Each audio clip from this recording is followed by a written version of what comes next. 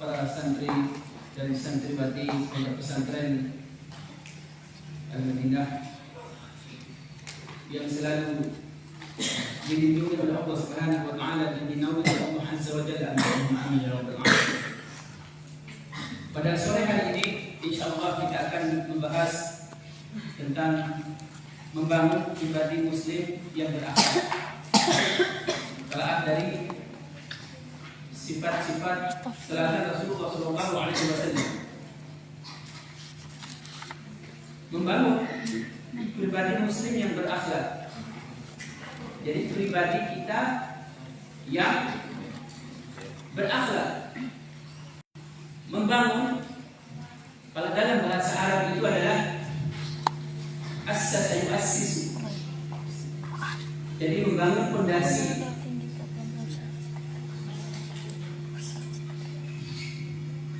Membangun fondasi di dalam jiwa untuk memiliki akhlak yang mulia sesuai dengan akhlaknya Rasulullah SAW. Rasulullah SAW adalah pribadi yang paling sempurna dari seluruh manusia.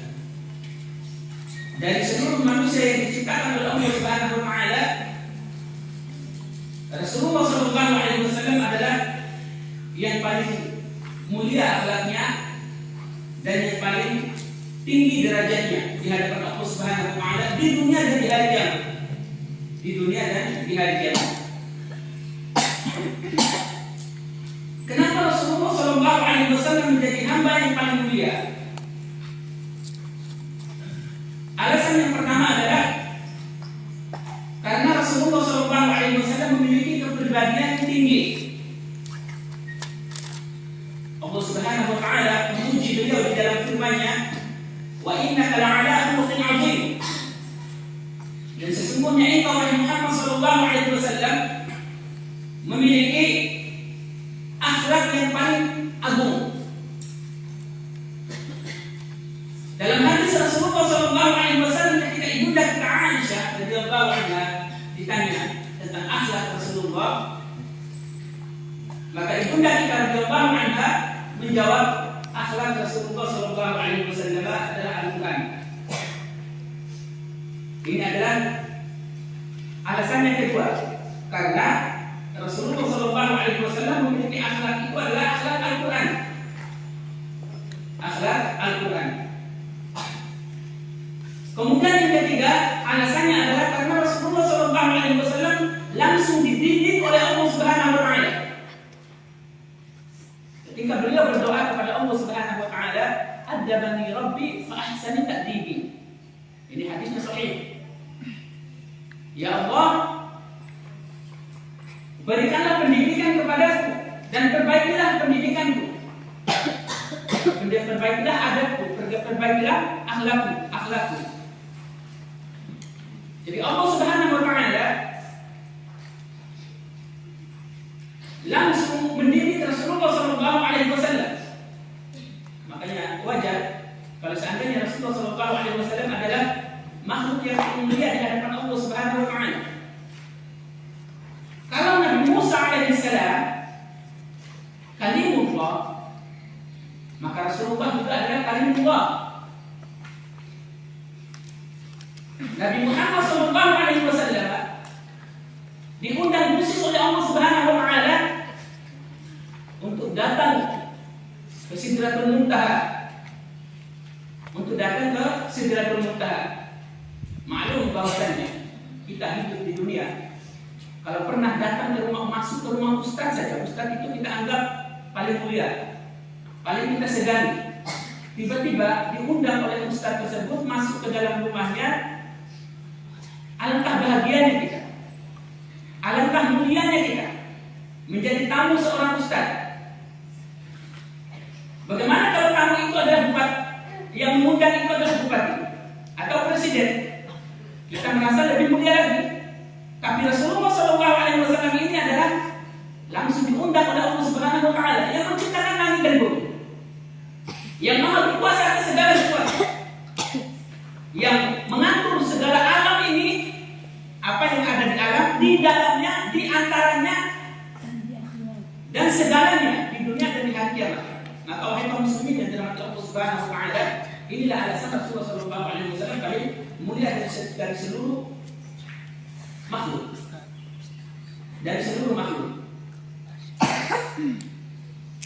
Nabi alaihi salam adalah Khalilullah. Khalil itu adalah tingkatan cinta yang paling tinggi. Tingkatan cinta yang paling tinggi, kekasih yang paling tinggi itu adalah Khalil. Tapi Nabi Muhammad SAW juga adalah Khalilullah. Khalilullah. Maka wahai kaum muslimin yang dirahmati Allah Subhanahu wa taala, kelebihan Nabi Musa alaihissalam tidak dimiliki oleh Nabi Ibrahim. Kelebihan Nabi Ibrahim tidak dimiliki oleh Nabi Musa. Kelebihan Nabi Ibrahim dan Nabi Musa dimiliki oleh Rasulullah SAW. Ini adalah merupakan alasan kenapa Rasulullah menjadi makhluk yang paling mulia, hamba Allah yang paling mulia di sisi Allah Subhanahu wa taala dibanding seluruh makhluknya. Maka wajar kalau seandainya di dalam firman Allah Subhanahu wa taala di Al-Qur'an surat Al-Ahzab ayat 21. Allah Subhanahu wa taala menyuruh kepada kita untuk mencontohi Rasulullah sallallahu alaihi wasallam.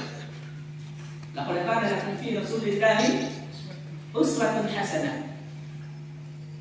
Sungguh ada di dalam diri Rasulullah sallallahu alaihi wasallam contoh teladan yang baik.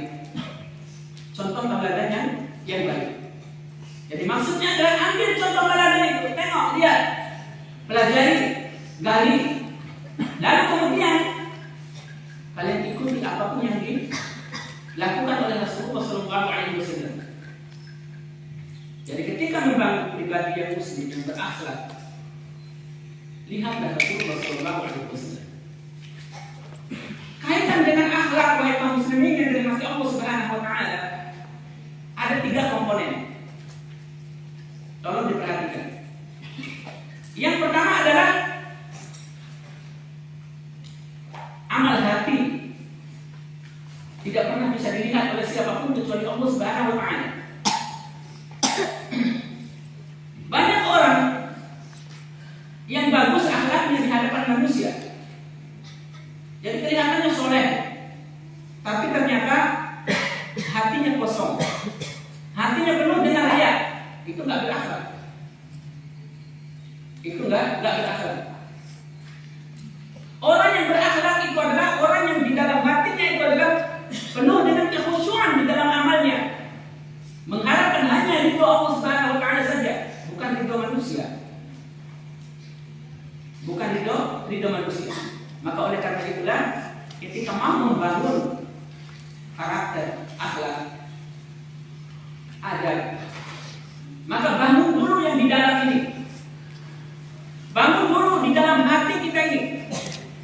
Bagaimana cara membangunnya? Ayo silakan. Lakukan 4 hal. Yang pertama, ini untuk membangun komponen yang pertama ini. Lakukan 4 hal. Yang pertama adalah harus memiliki niat yang ikhlas. Harus memiliki niat yang ikhlas. Makanya dalam firman Allah Subhanahu wa taala dikatakan di Al-Qur'an surat Al-Bayyinah ayat 5, "Wa ma umiru illa liya'budullaha mukhlishina lahu din." Dan tidaklah kamu memerintahkan kepada kalian kecuali apa? Untuk menyembah Allah Subhanahu wa taala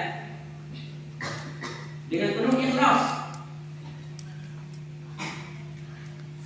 Dan ayat ini ditafsirkan oleh Allah Subhanahu wa taala dalam firman-Nya yang lain, dalam ayatnya yang lain. Inna sholati wa nusuki wa mahyaya wa mamati lillahi rabbil alamin. Jadi untuk Allah Subhanahu wa taala, Rabb semesta alam. Ini amalan hati. Makanya Ustaz tadi mengatakan bahwasanya belum tentu orang yang kelihatan bagus pakaiannya, bagus ibadahnya, itu bagus di hadapan Allah Subhanahu wa taala. Tergantung hatinya, Allah yang Maha mengetahui. Dan ini menjadi pelajaran bagi kita semuanya. Setelah kita mempelajari asas, fondasi, membangun karakter, akhlak, kepribadian yang baik di dalam jiwa kita ini di sore hari ini, maka sekarang mulai kita merenung, menghisap diri kita dan waktu-waktu yang telah berlalu dan ibadah-ibadah yang kita lakukan kepada Allah Subhanahu wa taala. Seberapa persentase keikhlasan kita kepada Allah Subhanahu wa taala? Jadi sebenarnya bisa dilihat salah satu fungsi sholat itu yang paling kental itu adalah inna sholata tanha 'anil fahsya'i wal munkar. Jadi kalau seandainya sholat selama ini sudah bertahun-tahun kita sholat, tapi masih doyan melakukan kemaksiatan, masih suka di tempat-tempat maksiat, waliyadzubillah, maka berarti sholat kita selama ini belum lillahi ta'ala. Belum lillahi ta'ala. Itu secara otomatis. Berarti hati kita masih kotor. Niat kita belum ikhlas. Belum sepenuhnya kita menggantungkan pengharapan kita kepada Allah Subhanahu wa taala akan keridhoannya dan pahalanya. Berarti segera belajar lagi bagaimana tata cara sholat yang baik, yang khusyuk, sehingga sholat itu akan membekas di dalam kehidupan kita sehari-hari. Dan ini adalah merupakan awalan dari Allah Subhanahu wa taala secara langsung. Sholat kalian, nanti dengan sholat itu akan mencegah diri kalian dari perbuatan yang keji dan munkar. Alhamdulillah. Maka wahai kaum muslimin yang dirahmati Allah Subhanahu wa taala, keikhlasan yang utuh ini harus kita bangun. Harus kita bangun. Langkahnya bagaimana untuk membangun keikhlasan? Untuk membangun keikhlasan ini. Untuk membangun keikhlasan ini, coba contohnya sebelum kita sholat. Jadi sebelum tidur siang, kita memang sudah punya niat untuk bangun. Nanti setelah tidur saya akan bangun untuk sholat. Berarti sedia baca songkol dan dari kami kalau sebagai orang kita rapi berdaya di lemari itu sampai di samping tempat tidur kita. Dan kita punya niat untuk melaksanakan sholat asar itu bahkan sebelum kita tidur siang. Ini biasanya dilatih di pondok-pondok pesantren ini. Ketika ustaznya bangunkan jam 3 atau jam 3 lewat sedikit, dan kita tidak kontak-kontak lagi, tidak akan tabung lagi, tinggal ambil semua persiapan kita, alat-alat pakaian sholat kita, Al-Quran dan juga buku atau kitab yang sudah kita sediakan, bawa. Jadi cepat gerakannya. Yang kedua berdoa, ya Allah, bangunkan hamba nanti ketika 15 menit sebelum waktu datang sholat. Jadi ada niat dari kita untuk bangun agar cepat di dalam hadir melaksanakan sholat asar secara berjamaah atau sholat yang lain, dan juga di waktu subuh yang paling utama. Jadi ini kita membangun keikhlasan. Lalu kemudian biasakan untuk bermunajat dengan Allah Subhanahu wa taala. Ya Allah, hamba ini menjadi hamba yang soleh. Berikan keikhlasan kepada hamba ya Allah. Ya Allah, berikan hadiah kepada hamba ini ketika melaksanakan sholat ini adalah sholat yang paling khusyuk ya Allah. Jadi doa terus seperti itu setiap kali sholat. Insya Allah sedikit demi sedikit Allah akan merubah tata cara sholat kita, niat kita, kekhusyuan kita, mengajak kita kepada Allah Subhanahu wa taala. Lalu kemudian dengan itu kita akan bisa sampai kepada apa? Tingkat ihsan. Tingkat ihsan. Jadi orang yang bisa melaksanakan sholat sampai tingkat ihsan, mereka itulah yang bisa berguna, yang sholatnya berguna sampai mencegah dari perbuatan keji dan munkar.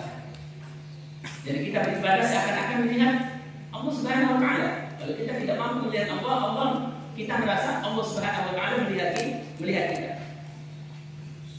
Jadi inilah kaum muslimin yang dirahmati Allah Subhanahu wa taala. Bersihkan hati kita. Jadi langkah yang pertama tadi adalah ikhlas karena Allah Subhanahu wa taala. Kemudian yang kedua, langkah yang kedua untuk membangun karakter hati kita, lakukan semua apa yang diperintahkan oleh Allah Subhanahu wa taala. Lakukan semua apa yang diperintahkan oleh Allah Subhanahu wa taala. Kemudian yang ketiga, tinggalkan semua yang dilarang oleh Allah Azza wa Jalla.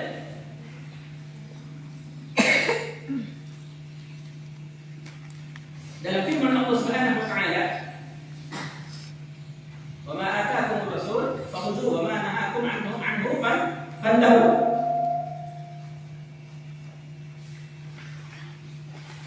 Apapun yang diperintahkan kepada kalian, datangilah, ambillah, fakhudhuhu. Kalau dalam hadis Rasulullah sallallahu alaihi wasallam disebutkan fa'tu minhu mastata'tum. Datanglah perintah tersebut semampu kalian. Lalu kemudian kita meninggalkan segala yang telah dilarang oleh Allah Subhanahu wa taala. Ini yang ketiga. Maka dengan itu insyaallah atas izin Allah Subhanahu wa taala hati kita akan bersih. Yang keempat, banyaklah beristighfar dan bertaubat.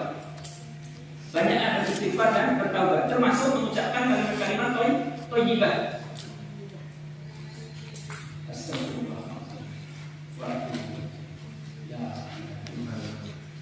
La haula wala quwwata illa billah.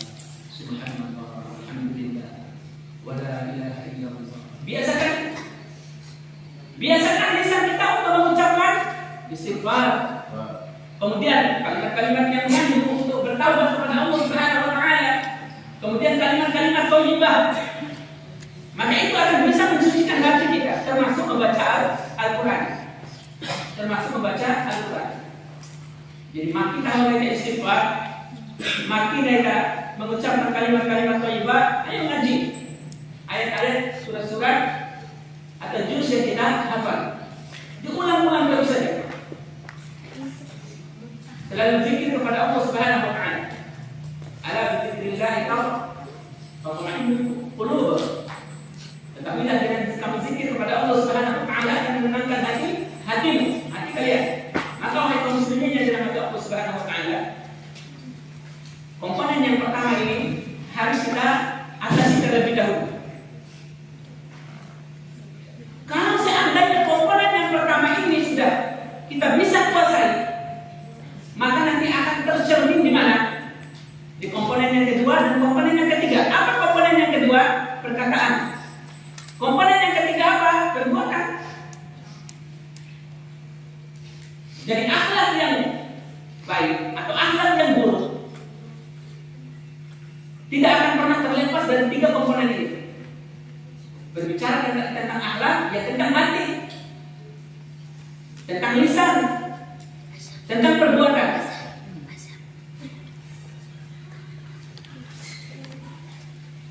Orang yang melakukan kesyirikan kepada Allah Subhanahu wa taala, dia adalah orang yang tidak beradab. Orang yang paling tidak beradab itu adalah yang melakukan kesyirikan kepada Allah Subhanahu wa taala. Orang yang paling beradab itu adalah orang yang bertauhid. Orang yang bertauhid kepada Allah Subhanahu wa taala. Jadi mohon maaf, kita berbicara tentang adab, jangan hanya dibayangkan adab itu hanya kepada manusia. Kita beradab dulu kepada Allah Subhanahu wa taala. Dalam sholat kita masih mengharap pujian dari ustaz kita. Ya anak itu balik ya rajin ya. Saya mau pergi cepatlah biar tak dihukum. Nah berarti kita pada saat itu masih belum beradab kepada Allah Subhanahu wa taala. Atau adab kita masih kurang. Kita sholat, benar kita sholat. Kita melaksanakan perintah Allah Subhanahu wa taala. Tapi kan yang diinginkan oleh Allah Subhanahu wa taala bukan hanya sekedar sholat, tapi bagaimana sholat itu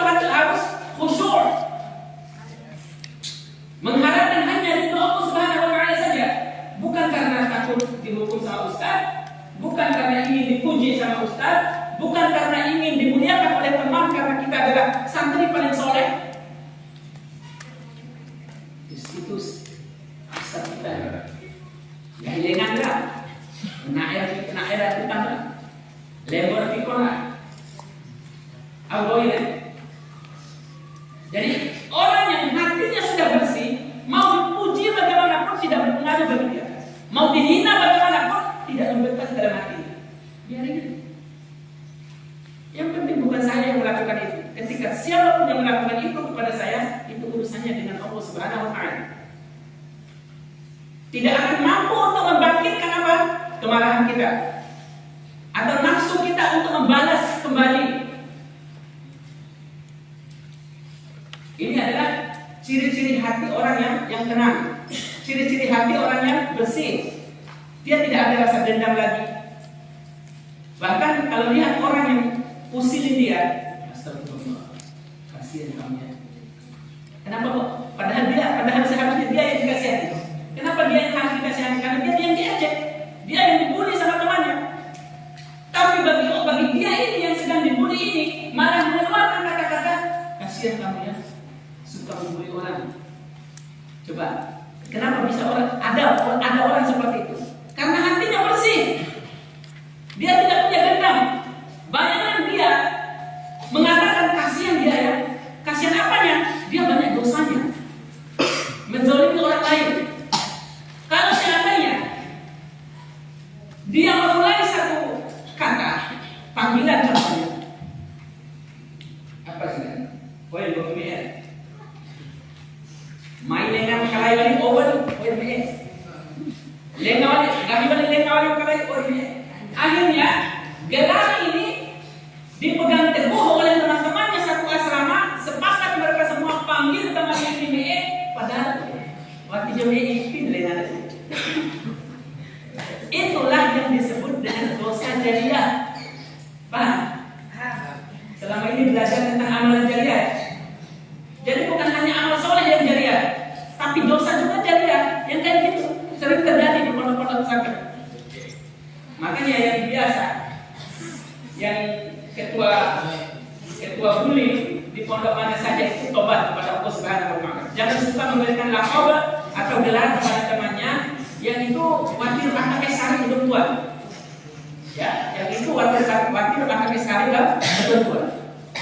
Allahu Akbar. Sekarang kita masuk kepada komponen yang kedua. Komponen yang kedua adalah lisan. Coba lihat orang yang berakhlak ini. Kau yang kembali ke punya. Wati na enak. Nasrome ba? Oh, yang gomin dede. Iya, terima kasih.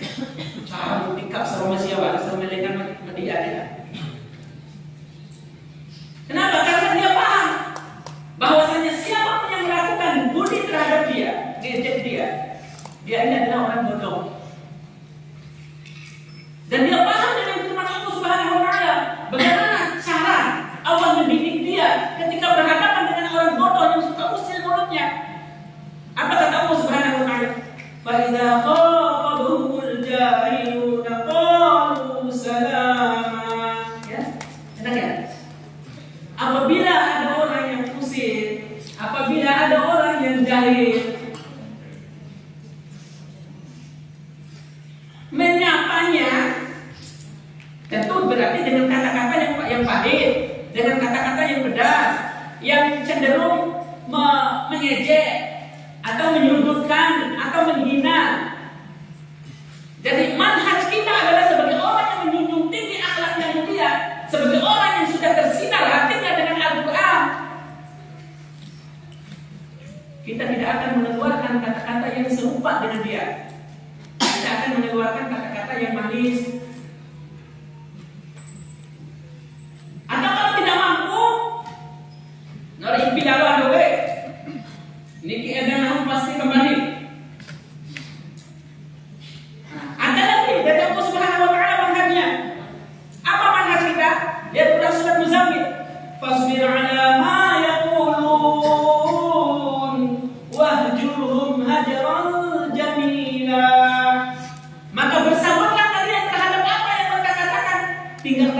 dengan cara yang baik, yang indah. Tapi panggilan midi aja, midi, kemudian lawan.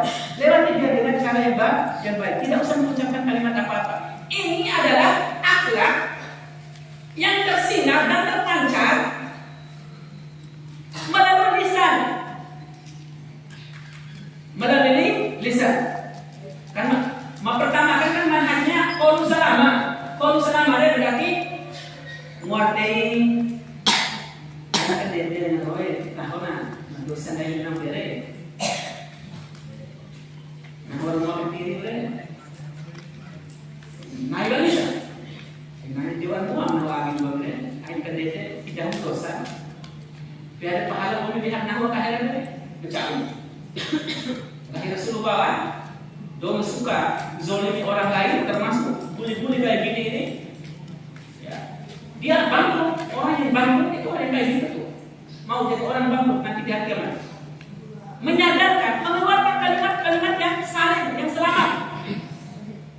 Oh, ternyata di orang tua kita ngambil jalur yang kedua. Ternyata tambah muat, tambah jadi, tambah dinasihati, tambah jadi dia. Karena saking sayangnya kita sama dia, kalau kita balas dengan yang baik aja tambah jadi. Berarti diam aja.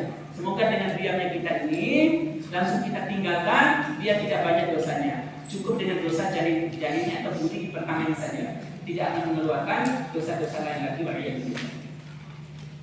Ayo, siapa yang mampu seperti ini? Ada nggak? Kalau ada legal, maka banding yang arah aman. Hah? Atau beli pemurah? Bagi? Sabar besar. Iya bagus. Kalau mampu seperti itu berarti insya Allah cahaya di dalam hati kalian itu dengan akhlak yang mulia yang berdasarkan Al-Quran dan Sunnah yang ini diwariskan oleh Rasulullah SAW, kalian sudah bisa kuasai sedikit demi sedikit insya Allah. Jadi belajarlah. Koma iyo di antara wakna MPR itu. Kalau kalian mengambil profesi jadi ustaz, kalau kita ceramah di sini, ya biasa saja, tidak terlalu banyak tantangannya. Tapi kalau udah masuk di masyarakat, luar biasa. Untuk beragama, nggak ada kan? Itu kata-kata untuk menolak kebenaran.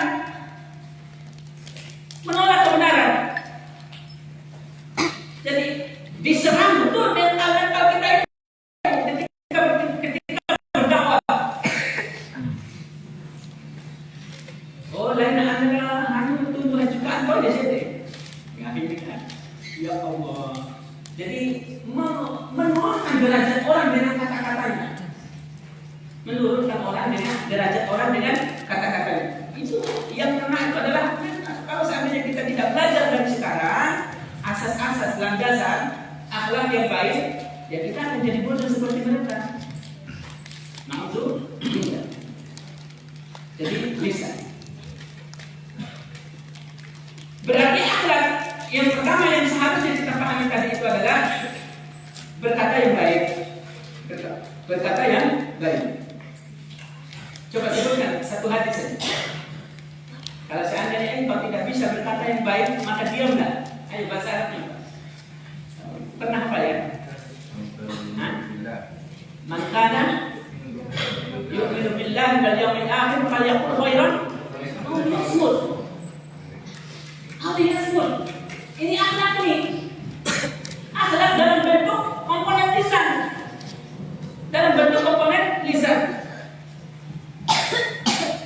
Kemudian selanjutnya yang berkaitan dengan lisan juga adalah tidak boleh berbohong. Tidak boleh berbohong.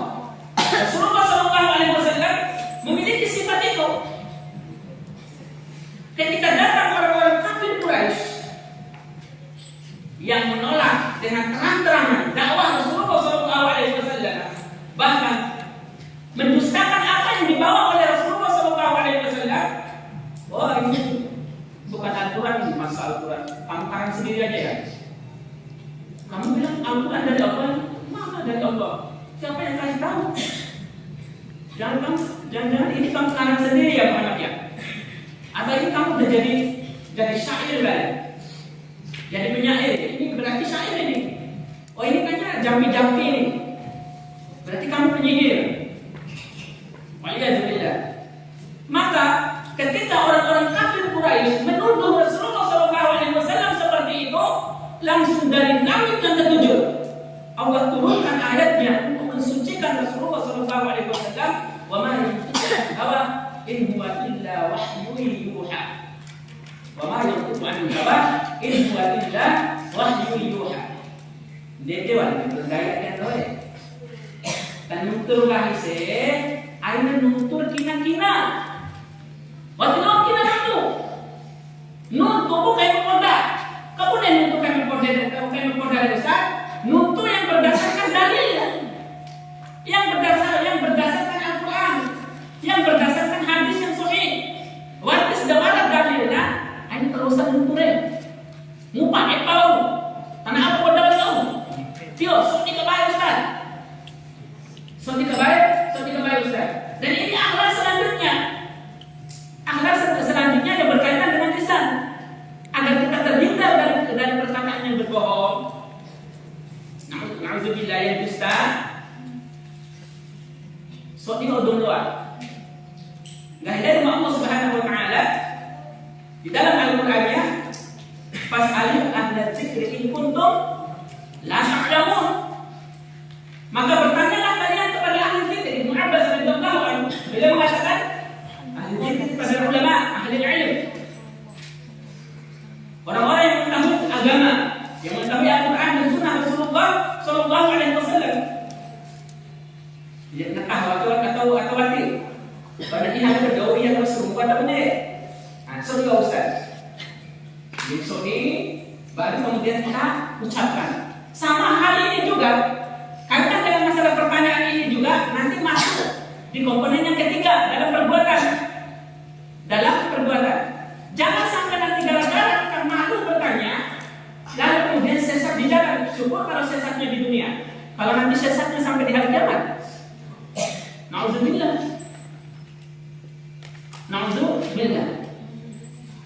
Makanya kenapa? Mohon maaf, di dalam mendengarkan satu berita tidak boleh langsung kita mungkir. Harus apa? Cek dulu kebenarannya. Coba sebutkan Quran surat Al-Imran. Ayo. Nah. Ya ayyuhalladzina amanu. Ayo. Lanjut. Ya ayo. Abbas. Nah. Ya ayyuhalladzina amanu in ja'akum fasiqun fatabayyanu. Di dalam qiraatnya Ibnu Mas'ud radhiyallahu anhu, fatathabbatu. Wahai orang-orang yang beriman, apabila datang kepadamu seorang fasik, lalu kemudian membawa satu berita, yang percaya dulu berita itu benar apa enggak gitu. Makanya Ibnu Mas'ud sampai meriwayatkan dari Rasulullah SAW qiraat yang lain dan tentang ayat ini, fatathabbatu, maka perkuatkanlah berita itu. Cek dulu dengan benar-benar. Karena ini kaitan dengan mulut, kaitan dengan lisan. Banyak orang yang tidak berakhlak gara-gara ini. Semua ayat yang kita sampaikan tadi ini menjadi fondasi asas untuk membangun karakter dalam jiwa kita. Tapi ingat, tolong ya, ini ada lagi kaidah lain kaitan dengan masalah lisan ini. Menukil berita sana berita sini. Konena poda. Maka ada sepersatu berita poda, misalnya tentang aib temanmu, tentang kekurangan temanmu, poda. Tidak usah kamu sebutkan, tidak usah kamu sebarkan. Maka wahai kaum muslimin yang dirahmati Allah Subhanahu wa taala, hal ini adalah sebagai fondasi bagi kita di dalam membangun karakter. Ya, karena ini adalah berdasarkan sunnah Rasulullah SAW, dan ini merupakan sifat Rasulullah SAW, maka kita akan membahas segala sesuatunya langsung kita kaitkan dengan dalil. Itu adalah kaitan dengan lisan. Berarti mati lo coba ya, tidak boleh berbohong, tidak boleh apa? Janji palsu. Asli janji palsu ya. Janji coba-coba. Kayak imbi ada dong.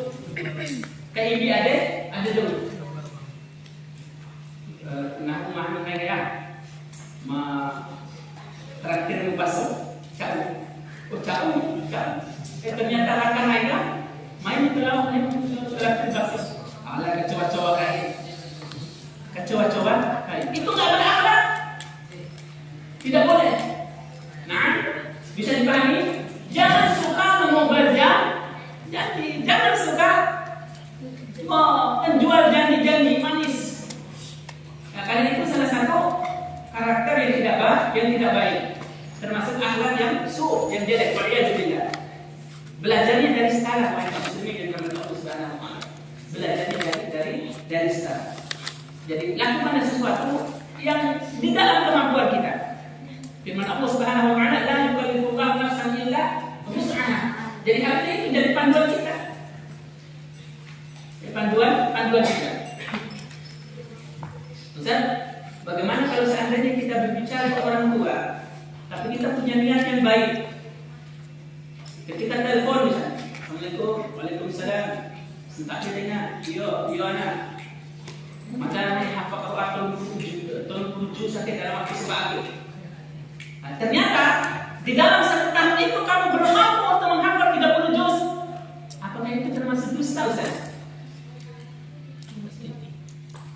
Maka itu tergantung di mananya, tergantung di usaha kami. Kalau sudah berazam yang kuat untuk berbicara kepada kedua orang tua, meyakinkan kepada mereka untuk kita berikan satu hadiah, memiliki anak yang bisa menghafal Al-Quran dalam 1 tahun, ternyata dalam kesehariannya sama subuh malu, dengan pernah usia malu, atau mas sekolah wali jadi wali malu iso meja pak sampai gilir ada? Nggak ada di sini, insyaallah. Di sekolah lain aja. Kesediaan Madinah tidak ada.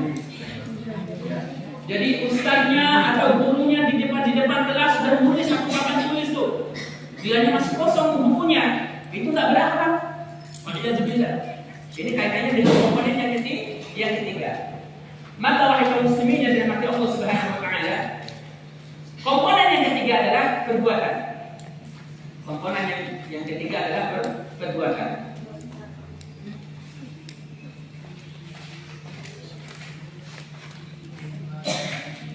Dalam firman Allah Subhanahu wa taala disebutkan,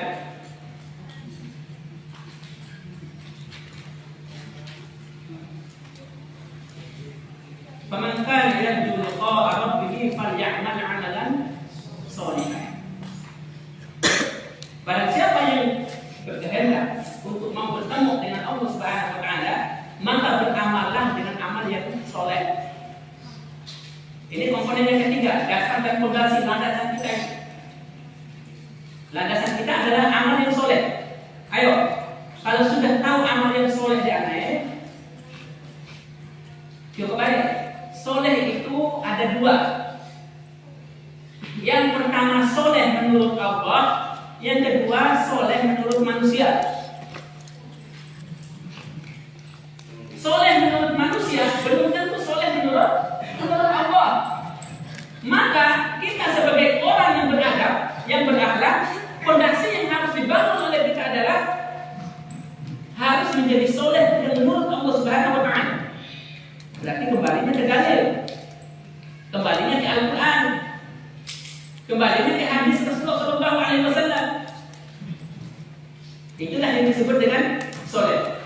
Makanya kenapa Rasulullah Shallallahu Alaihi Wasallam sampai bersabda, "Sallu kama ra'aitumuni usolli." Salatlah kalian sebagaimana engkau melihat aku salat. Warna jam 9, roci pada 9 tak, isi awak, pukul isi awak. Mana rajinnya sebiasa. sebelum sampai wajib kan? Sampai sunnahnya, sampai puluhan rakaat. Zikirnya lama sekali, tapi sholatnya tidak ada tumaninanya. Menurut manusia yang lain ini kata, rajin sholat dia orang soleh. Ternyata orang yang seperti itu kata Rasulullah SAW, dia tidak soleh. Makanya ketika ada seorang badui datang melaksanakan sholat, tidak ada tumaninanya, apa kata Rasulullah? Irji' fasolli fa innaka lam tusolli. Kembali kamu, sholatlah, sesungguhnya engkau belum sholat. Belum sholat.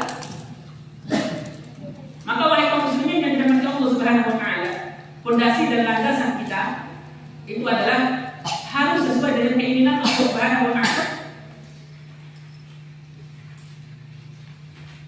Siapa yang bisa baca tentang surat Al-Ahqaf ayat 15?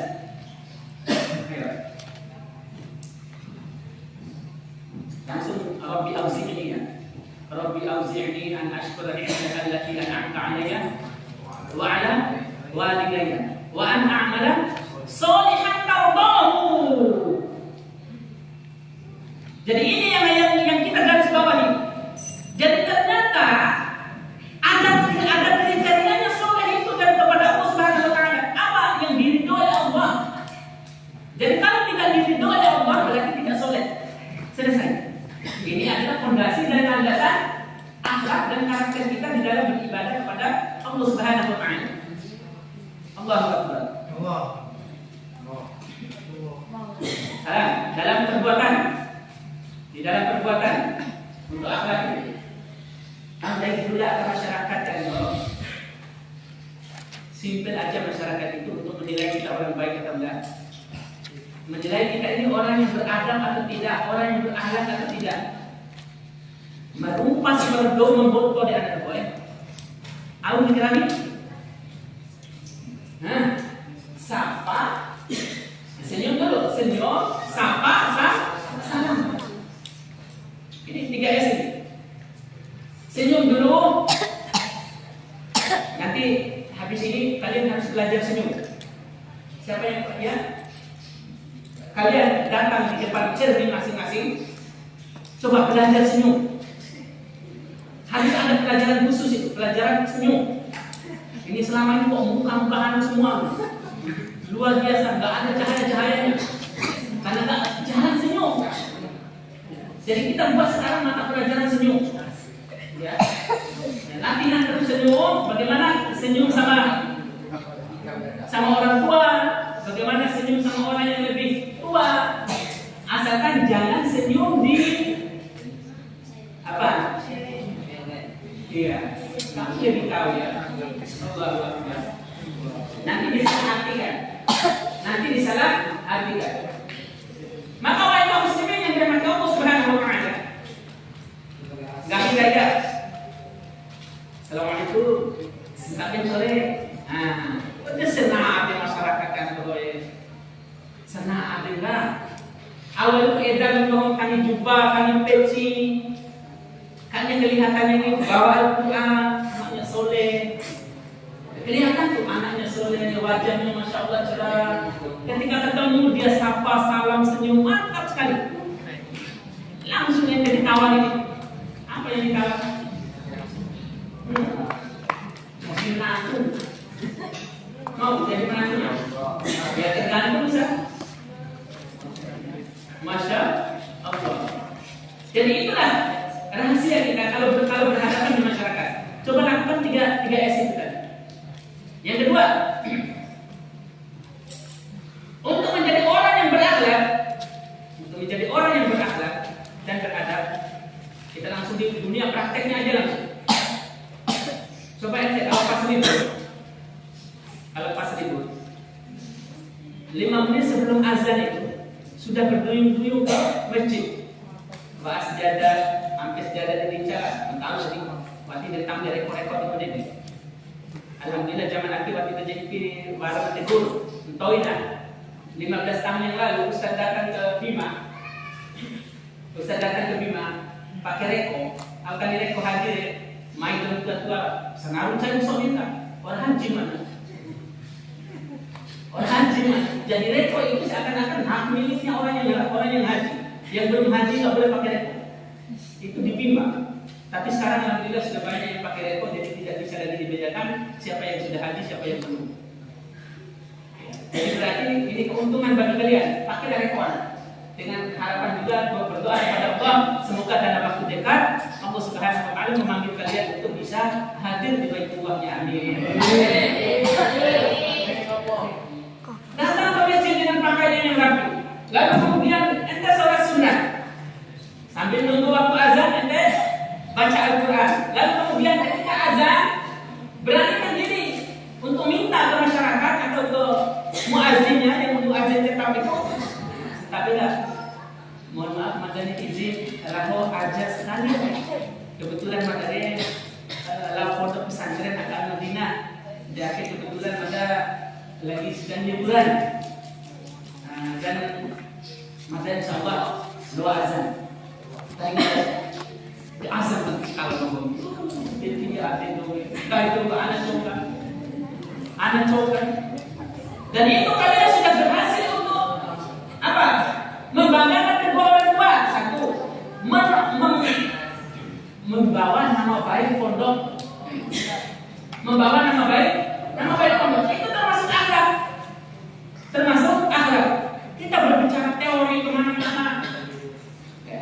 Tidak usah terlalu banyak berteori. Langsung saja kita prakteknya seperti ini saja. Nanti ketika kamu libur, di sini liburnya berapa kali satu bulan?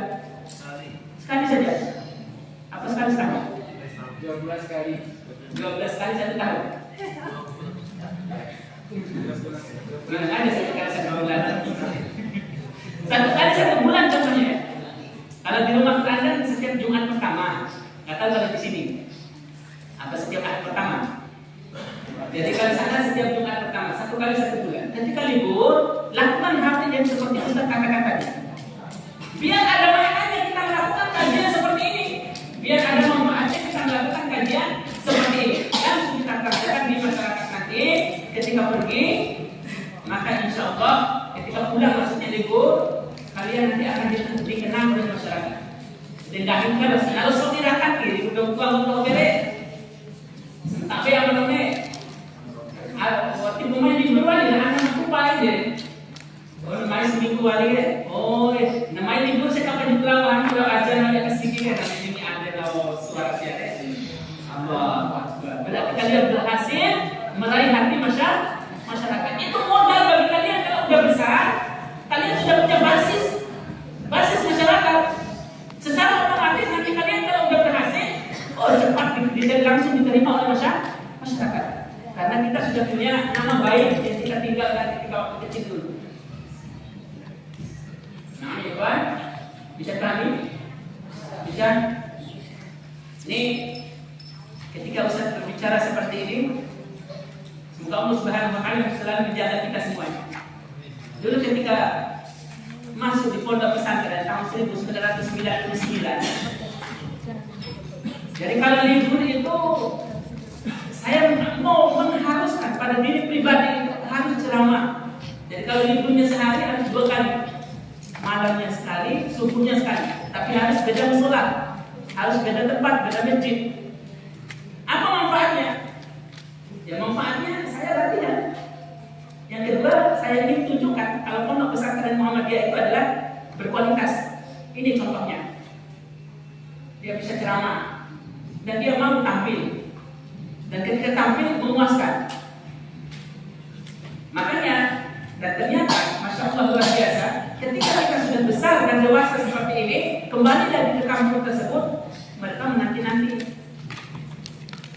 Oh, anda aja tuh para mana itu ibadah, dia lalu mencoba, lainnya.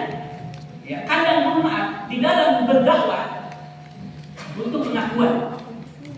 Kalau kamu tidak diakui ilmumu, aku nak buat doa macam mana? Nah, tentu ada pada ceramah untuk bilang. Dia tak lain ceramah siapa itu orang lain. Tapi sekolah kayak mereka luar biasa. Waliyadzubillah. Maka wahai kaum muslimin yang dirahmati Allah Subhanahu wa taala, jadi lakukan apa-apa yang kita sampaikan tadi, insyaallah atas izin Allah Subhanahu wa taala akan terbentuk akhlak kita dalam berupa perbuatan. Jadi Rasulullah SAW sudah kita gambarkan bagaimana beliau akhlaknya, lalu kemudian 3 komponen sudah kita sampaikan. Sekarang yang terakhir adalah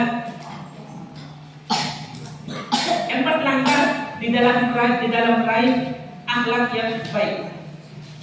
Yang pertama, kesolehan orang tua. Jadi orang tua yang baik itu secara insya Allah atas izin Allah Subhanahu Wa Taala akan melahirkan generasi yang baik. Coba Ustaz tanya, tidak usah jawab ya. Ustaz tanya aja. Jawab dalam hati masing-masing. Siapa yang sampai detik ini orang tuanya di rumah belum sholat, masih belum melaksanakan sholat, pasti sembahyang? Jawab di dalam hatinya. Kalau seandainya ada orang tuanya yang sampai sekarang belum sholat, maka tanggung jawab kamu sebagai anak yang sudah dimasukkan di pondok pesantren untuk memberikan nasihat kepadanya. Doa kepada Allah, ya Allah, jadikanlah hamba sebagai anak yang soleh agar bisa menjadi wasilah hidayah untuk kedua orang tua, ya Allah. Allah, nasihati kenali-nalilah. Lakukan langkah-langkah ini. Langkah yang bagaimana? Mau kenali dulu. Main ke sembilan. Sembilan dulu deh. Sembilan dulu deh. Enggak ada sembilan dulu. Dia sembilan dulu. Di sembilan pion. Main ke sembilan apa? Sembilan dulu begini. Di mata kan sembilan dulu ternyata kita sembilan. Berarti akhir sembilan sama-sama. Main mata tiga atau sembilan. Bang Goyete sembilan sama. Mata pengimbang. Dan ini yang dilakukan oleh Ustaz dulu ketika bapak saya dulu belum sholat. Saya masuk pondok, bapak belum sholat. Dan yang kedua,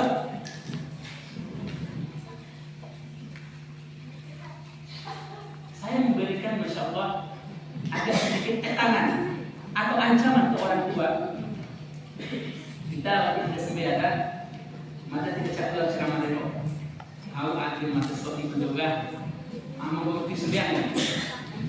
Tapi hanya kok punya cara jawab mata. Memang benar saat itu saya tidak pergi lagi, karena tekanan batin juga. Ditanya sama orang-orang di kampung, terus bisa bilang, mai ceramah dari bawah. Wajib kamu masih betak lagi. Kasar dari dulu masyarakat dan biasa.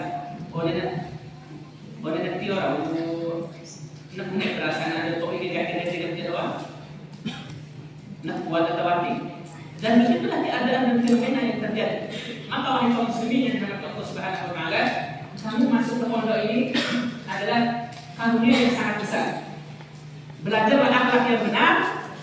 Dengan belajar akhlak yang benar itu, maka insya Allah atas izin Allah Subhanahu Wa Taala paling utama akan berguna bagi orang tua nanti. Terus selanjutnya, manfaat ceramah ini adalah menjadi orang tua yang benar. Belajar kalian dengan benar agar suatu saat ketika nanti kalian sudah menjadi pemuda yang bagus, cari istri yang solehah. Dan begitu pun yang santriwati, hafal Al-Quran yang bagus. Setelah itu nanti doa kepada Allah Subhanahu Wa Taala, semoga didatangi oleh pemuda yang soleh. Allahu Akbar. Lalu kemudian kaum muslimin yang dirahmati Allah Subhanahu Wa Taala, ini kami berharap kepada para ustaz, sabarlah dan istiqomahlah dalam mendidik anak-anak kita ini.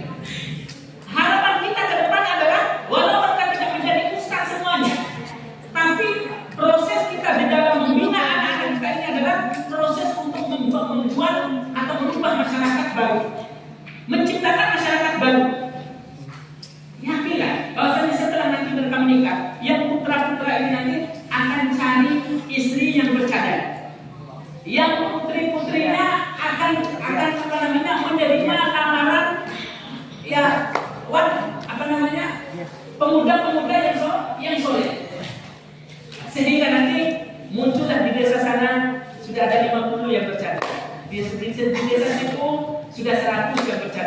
Yang di sana sudah ada 70 yang bercadar. Oh, di situ malah 500. Hampir satu desa. Contoh. Ini kan harapan pada kita semua. Enggak. Jangan putus asa. Jangan putus asa. Insya Allah kejayaan Islam akan segera datang. Jadi kalau kalian nanti 10 tahun yang akan datang, ini yang jelas 3 MTS ini. 3 MTS sekarang ya. Berarti 7 tahun yang akan datang kalian sudah nikah.